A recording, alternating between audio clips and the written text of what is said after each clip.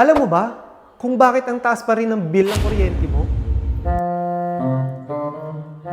Ito ang top 3 reminders para makatipid sa kuryente mo. Everything connects. Una, pumili ng bulb na may mababang wattage tulad ng mga to. Meron tayo ditong 4 watts tsaka 9 watts. Tara, subukan natin.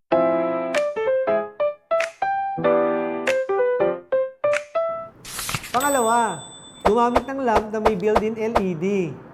Katulad na lamang nito. Alam nyo ba na ang LED ay less na nakapag-consume ng ilaw? Maliban pa rito, mas matagal ang buhay nito kaysa sa mga ordinaryong bumbilya. Kaya hindi nyo na kailangan magpapalit-palit ng bumbilya. O di ba? Ayos! Pangatlo, patayin ang ilaw. Off! Huwag nating hayaang nakasindi ang ilaw. Ugaliin nating magpatay ng ilaw para makasave ng kuryente. Ngayon, alam mo na. Everything connects.